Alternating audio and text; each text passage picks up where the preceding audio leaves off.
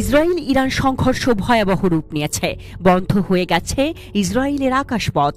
বিমান চলাচল বন্ধ থাকায় দেশ ছাড়তে মরিয়া হয়ে উঠেছে স্থানীয় বিদেশিরা। কেউ পালাচ্ছেন জর্ডান বা মিশরের সীমান্ত দিয়ে, আর কেউ সমুদ্রপথে। হ্যাঁ, ইয়োটেই পালাচ্ছেন শত শত মানুষ। শুনছেন ঠিকই, ইয়োটেই। দৃশ্যটা যেন যুদ্ধকালীন কোনো সিনেমা। হেরজলিয়া মেরিনা এখন আর কোনো পর্যটন গন্তব্য নয়, এ যেন এক অস্থায়ী বিমানবন্দর। সকাল হতেই শত শত মানুষ ভিড় করছেন সেখানে, কেউ ব্যাগ হাতে, কেউ কোলে শিশু। লক্ষ্য একটাই, যেভাবেই হোক দেশ ছাড়তে হবে।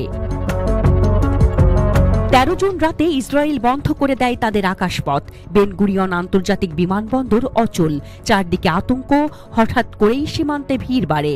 মিশর ও জর্ডানের সীমান্ত খোলা থাকলেও সেগুলোর সময় সীমিত। অপেক্ষা ঘণ্টার পর ঘণ্টা। এই ভয়াবহ অবস্থায় অনেক ইসরায়েলি বেছে নিচ্ছেন সমুদ্রপথকে। ইয়োটে বা প্রমোত্তরিতে করে পাড়ি দিচ্ছেন সাইপ্রাসের দিকে। ২৫ ঘণ্টা লেগে যেতে পারে এই যাত্রায়, তবুও নিশ্চিন্ত জীবন চাই সবার। ইসরায়েলিরা বলছেন তারা আর পারছেন না। প্রতিদিন মিসাইলের শব্দে ঘুম ভাঙে, তাই বাচ্চা কাচ্চা নিয়ে আর থাকতে ইচ্ছে করে না। তাই যা খরচ হোক চলে যাচ্ছেন।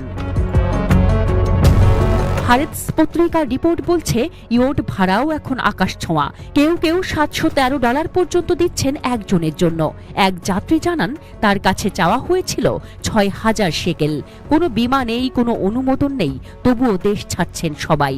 সামাজিক যোগাযোগ মাধ্যমে খুলে গেছে সি এক্সিট নামের গ্রুপ। পোস্টের পর পোস্ট, অফার আর অনুরোধে ভর্তি। তারা কেবল বলছেন একটা জায়গা হবে, আর কেউ সাইপ্রাস যাচ্ছেন। ইয়োট মালিকরা বলছেন সবাই চাইছে পালাতে, কেউ টাকা দিলে আমরা নেবই তো। কিন্তু হ্যাঁ, অনেকেই লাইসেন্স ছাড়া যাত্রী নিচ্ছে। এটা বিপজ্জনক। প্রতিদিন শত শত মানুষ ইসরায়েল ছাড়ছেন। কেউ বলছেন তাদের এখানে স্থায়ী আবাস নেই, ফিরতে চাই নিজ দেশে। কেউ বলছেন বিদেশে থাকা সন্তান বা সঙ্গীর কাছে যাচ্ছেন।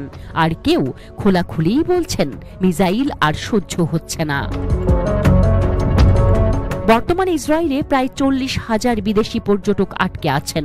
অন্যদিকে বিমান চলাচল বন্ধ থাকায় বিদেশে আটকা পড়েছেন প্রায় ১ থেকে ২ লাখ ইসরায়েলি। শুক্রবার ১৩ জুন ভোরে ইসরায়েল চালায় অপারেশন রাইজিং লায়ন। ইরানের পারমাণবিক ঘাঁটিতে ব্যাপক হামলা। জবাবে ইরান ছোড়ে dozen dozen ballistic missile. Iran হুঁশিয়ারি দিয়েছে ইসরায়েলের হামলা বন্ধ না হলে পাল্টা প্রতিক্রিয়া হবে আরো ভয়ঙ্কর। এমতো অবস্থায় হাজারো মানুষ নিরাপত্তাহীনতায় ইসরায়েল ছাড়ছেন। জলপথই হোক, বালুকাময় সীমান্তই হোক, যুদ্ধের এই ভয়াবহ নাটকে শেষ পরিণতি কোথায় তা জানে না কেউ।